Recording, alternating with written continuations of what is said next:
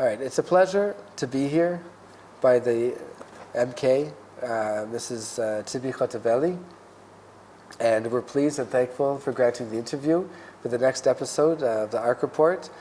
And we're here in Israel, in Yerushalayim, very proud to be here. It's a very high time. It's definitely very timely. There are many timely issues that we're going to deal with in this particular interview with the Foreign Ministry. I think that Mrs. Hotovely will be talking about a number of issues. One of them will be, like we just mentioned, the embassy, the U.S. embassy moving to Jerusalem. Another one will be what Mrs. Hotovely was talking about earlier at the J-Post International Conference, diplomatic conference, about what's called the Children's Intifada, which is a term I think that Mrs. Hotovely coined, a very powerful term, and how that relates to the policy right here at the Foreign Office, the Foreign Affairs Office. And we'll also be dealing with other issues that more broader issues that have to do with the UNESCO decision, the UNSCR, number 2334, of course, is on the agenda, and Amona, other very pressing issues. But first, we're asking Mrs. Hotovely to say a couple words. First of all, welcome to the show. Welcome to the... It's a pleasure. It's a pleasure. Thank you very much. A beautiful Jerusalem morning, January 29th. And we have things that are coming up now that are very, very, they're hard issues, they're pressing issues. The very first on the agenda that we mentioned before is this idea of a children's intifada. And when I was at the J-Post conference with the other press people, I remember I was like, wow, you mentioned these hard terms, children's intifada, very powerful terms. And I was like, yes, go girl, you know. It was a very important moment. And I think a lot of the press got it, but didn't get it. You know, and that's one of the reasons why we're here today. What does that mean, the Children's Intifada? If you could explain a little bit.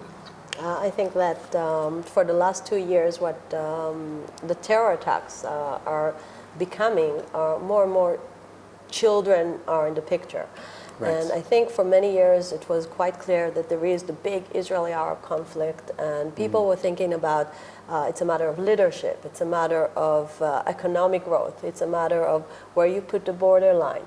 Right. But the truth is, today more than ever, for me as sitting here in the Foreign Ministry, I know that the main problem is education.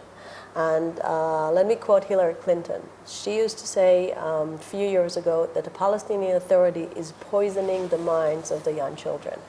And I think she chose a very difficult terminology, because what is happening in the Palestinian Authority when it comes to the children education is creating little murderers. And this is something that I can't tolerate as a mother.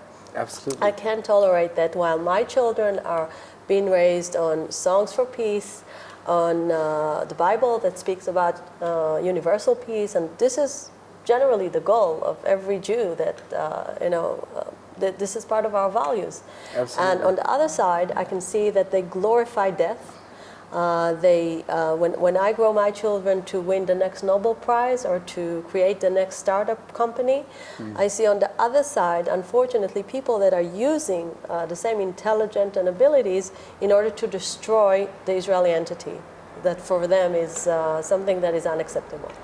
And I think that this is the tragedy. This is exactly the point, and this is where we should focus on. And I think that as much as we ignore that, and as much as we say, this is not an issue, we ended up by just making the conflict forever, because whatever is on the table at the moment is not touching this main problem, that for the coming 50 years we can't find the next Anwar Sadat. We can't find the next moderate leader that is willing to live next to Israel peacefully in a full coexistence with cooperation of economic systems. Right. That this is where I think the future should go to. But it's not happening, it's not going there. And this is the tragedy that I think that the international community has actually a responsibility on. I'm not just describing a phenomenon. Right. I'm also calling for the international community to interfere. Because the international community is deeply involved. You can't speak about the Palestinian Authority without the international community support. I must remind you, 1/3 of their budget is coming from foreign aid. European countries, even America, is supporting the Palestinian Authority. They can exist without it.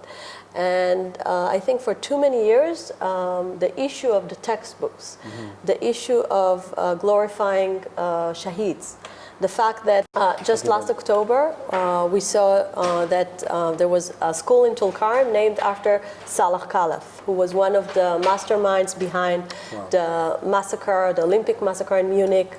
And this is something that the international community can't just ignore.